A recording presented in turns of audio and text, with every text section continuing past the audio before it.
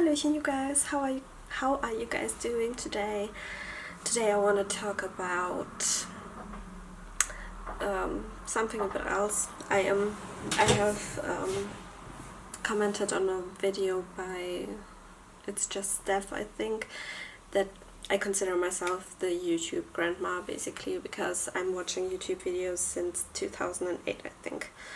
And since then I obviously have not experienced. What I want to say is I have seen a lot of products be in trend and like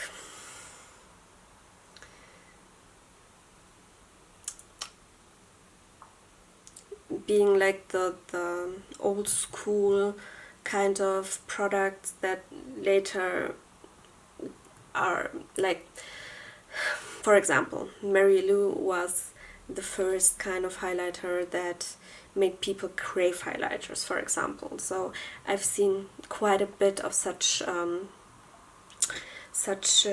products come and go, basically, and being dethroned by other better products, but there were those OG products which started the game, which started this kind of product and make it popular, basically.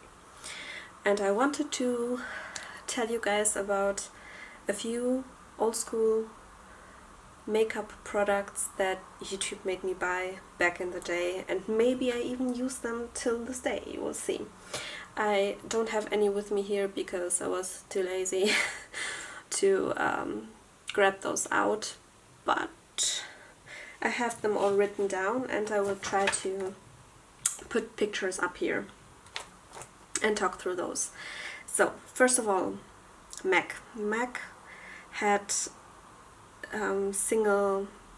still have single potted eyeshadows, and they sell those in individual pans since forever, basically. Like when I first started out watching YouTube videos, they had those pens already. Like in 2008 they had those pens. You could only buy them here in Germany in pro stores or in like MAC stores that weren't inside a department store.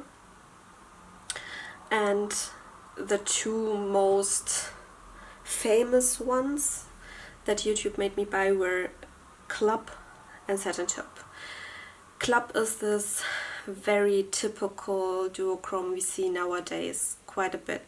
It's like this warm brown shifting green, basically, and we see this a lot, and people always compare it to the blue-brown pigment, and the blue-brown pigment is brown shifting to blue and having a bit of green, but Club is usually the one people actually mean when they see such duochromes. This is like the typical duochrome. And Satin Taupe was like this very cool toned brownish shimmer. It's not like a metallic, it's a shimmer, and people used to wear it all over the lid and would be done for the day, basically. It was a very pretty shade. And honorable mentions I want to give to Cranberry and Star Violet. Those were very big here in Germany. I haven't seen it that much on US makeup beauty channels. I've watched a lot of German videos, not so many American videos back in the day. I didn't find any because I didn't search for them, basically. But Star Violet and Cranberry were also very pretty shades. They were like cranberry, reddish, you know, very, very pretty reddish, plumish tones. A bit pink, a bit plum, a bit berry, very pretty. The next one is also from MAC, and that's Fix Plus, and this one is still big. This one is still going. It's basically a bestseller for MAC. Most people would say it is the product from MAC that is the most outstanding for them. And I can understand that. I've gone through 4 or 5 bottles in my makeup career. This sounds so strange, but yeah, Fix Plus is a big one for MAC, and was like the first one in its what is it called, in this area of makeup products. There was All Nighter and Scandinavia, but here in Germany you couldn't get those ones, so MAC was very, very big here. MAC Fix Plus was a good one. Also from MAC, Soft and Gentle, the highlighter. This was even before Betty Lou? No, Mary Lou from the Balm. People used to love this here in Germany, even before Mary Lou. But when Mary Lou got hyped, people moved away from Soft and Gentle, I felt like, because Soft and Gentle had glitter flags, while Mary Lou is very smooth, very shiny and sheeny and not metallic and not glittery in any way. So Soft and Gentle is till this day a very popular product from MAC, and I think it deserves to be very popular. Let's say it like that. The Multi-Action Mascara from Essence, I think it was never I think Essence wasn't in America when this was still around. Please tell me otherwise if it was, because I think it was a German thing. And German, Switzerland, Netherlands, Austria thing, like where you could get Essence from the start, basically. Essence Multi-Action was the shit. There were like 4 kinds of multi-action, and basically everyone and their mother used it. This was like the best mascara. It was 150, I think. It was the best thing, and they discontinued it. I'm still bitter to this day. I'm still bitter. Then we have the Urban Decay Primer Potion. It used to be in this beautiful tube container that basically made it difficult to use any product out of it. Most people were actually opening it with a knife or with a saw, and you would find like tons of product inside those bellies, those sides, and Urban Decay listened, and now they are in those tubes with the wand.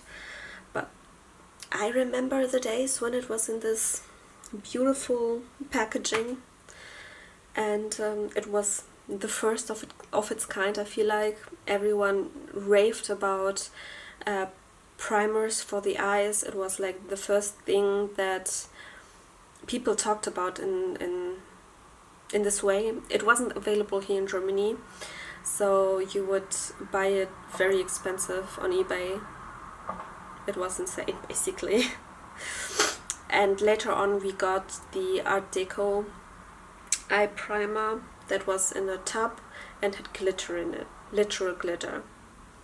And we had from Manhattan a primer later on in a white tube, in a white tub, that was working as well. But the Urban Decay Primer Potion was the one everyone had, and I was so after. I bought so many on eBay. It's,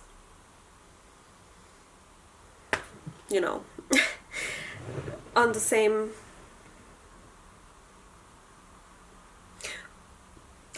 brand, that's what I want to say. The Naked Palette by Urban Decay. It was the first of its kind. Like before, there were like quartz and and trios and quintets, but people mostly bought single shadows from MAC basically. They built their own palettes. And then Urban Decay was like, we're doing it, we're bringing out a naked palette with all wearable, nice shades, and the formula was outstanding for the time. I remember everyone losing their shits for it. Like, whew, it was the best. Back in the day, you got a two-sided Urban Decay 24/7 Glide-On pencil and a small primer potion. I remember I got this one. Back in the day, it was on Beauty Bay, and I remember getting it on Beauty Bay. It was so expensive, and I also got this all matte mini naked palette. I remember that one as well, and that broke. Like, the black in this palette broke, and I opened it on my bed. I was so stupid. I opened it on my bed and everything was covered in black shadow. That was fun. Beauty Bay returned. I messaged Beauty Bay, I sent them pictures, and I got a new one immediately, so that was fine. But the naked palette, that was a big one, a very, very big one.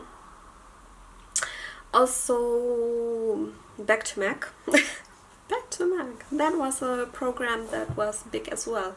You could bring in 5, I think now there are 6, 5 empty products, and you would get a new a lipstick. You could choose a lipstick, except the ones from the Viva Glam line, because with those you would donate money for the AIDS campaign from MAC, so you wouldn't be able to exchange those 5 empty products for a Viva Glam lipstick.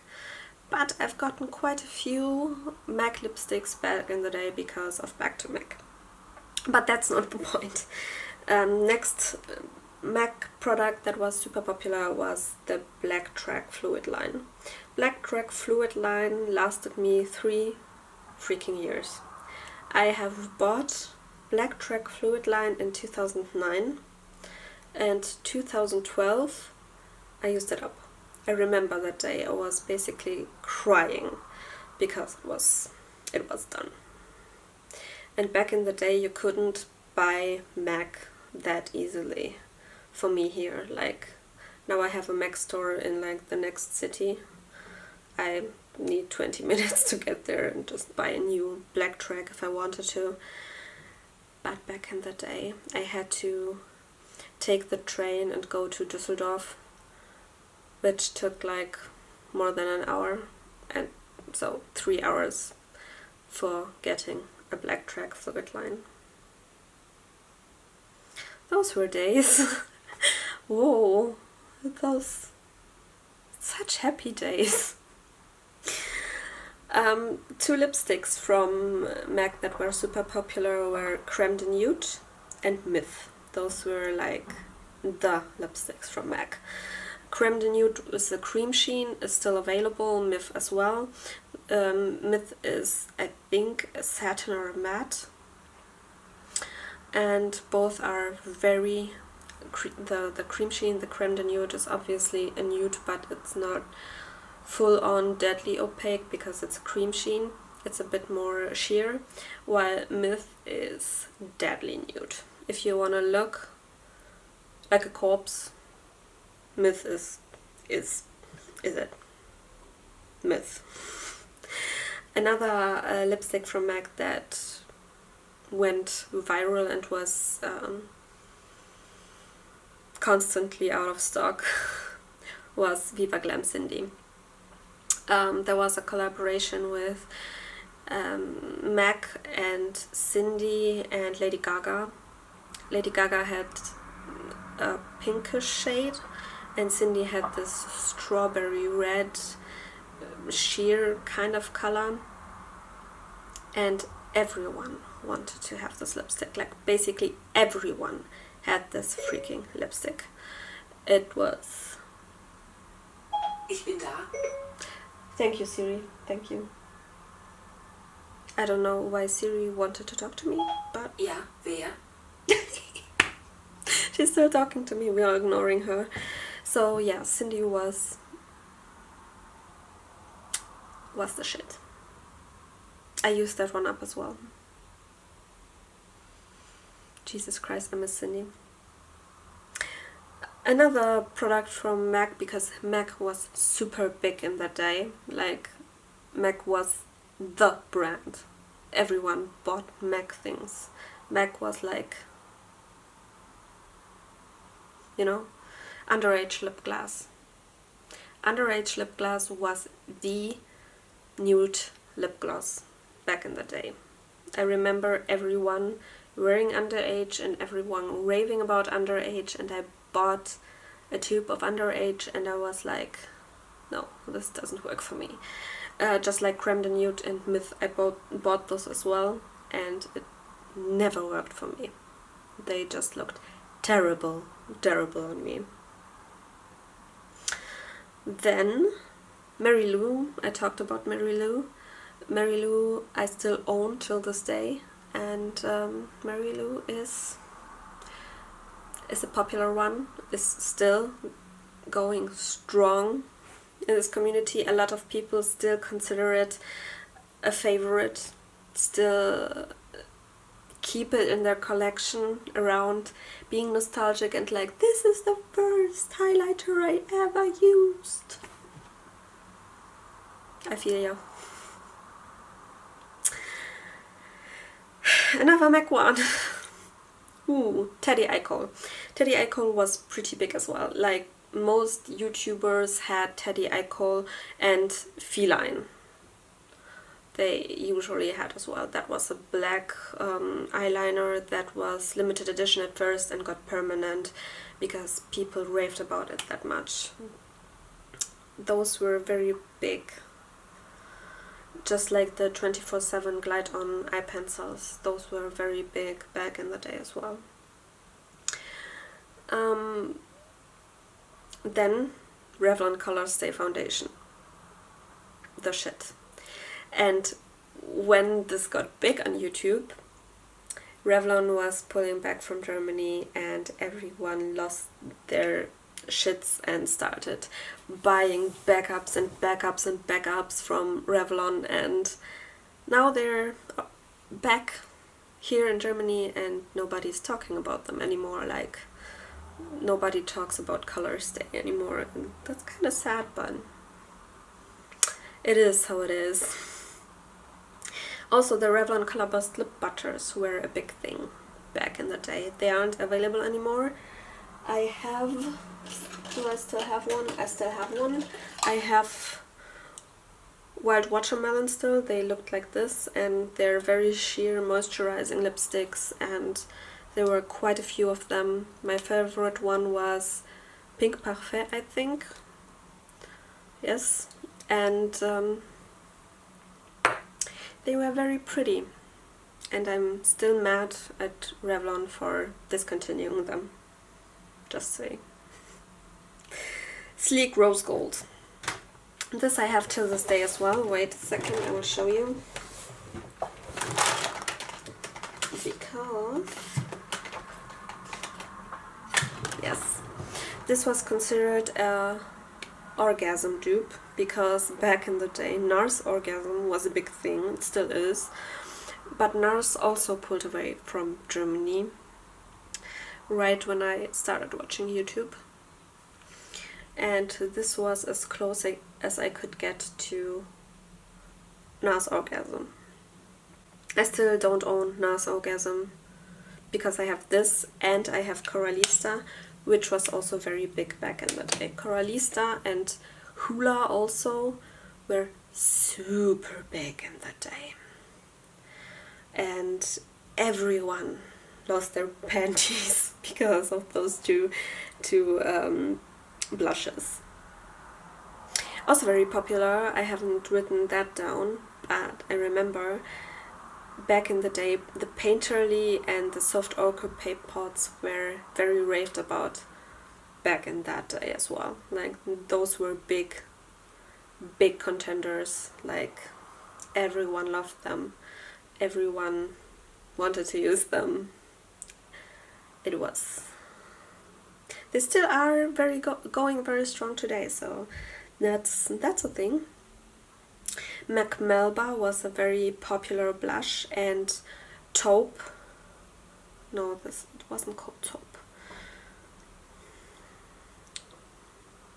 There was a blush that everyone used for contouring. I will find out what it was called and show you a picture with the name with it. Everyone used to contour with it, and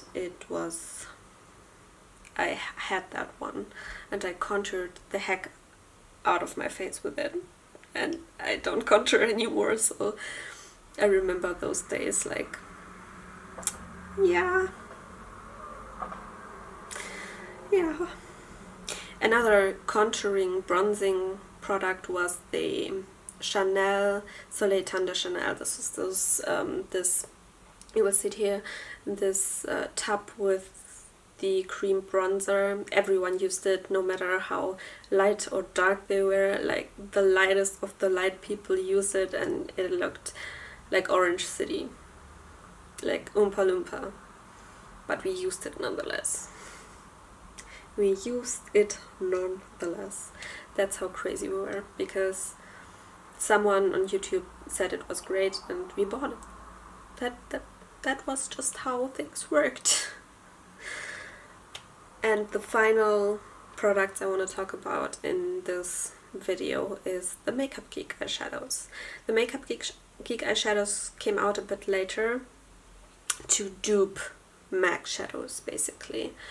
And be more affordable. I think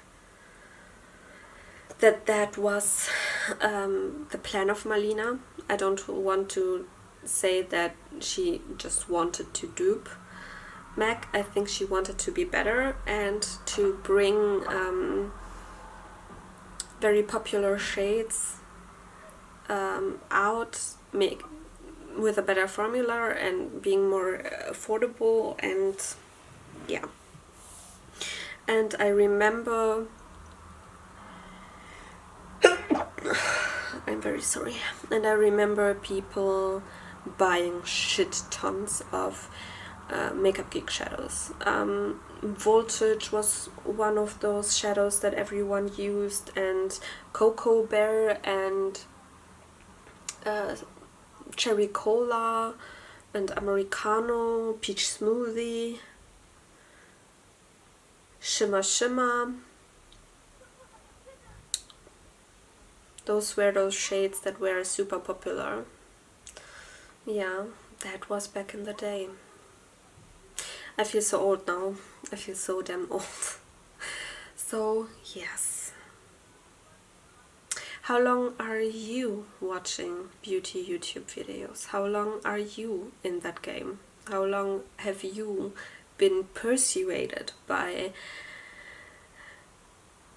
YouTubers that you needed something, that you bought something that you didn't even think you needed? Tell me, because I'm very curious. So, we'll see each other in the next video, hopefully. And until then, bye!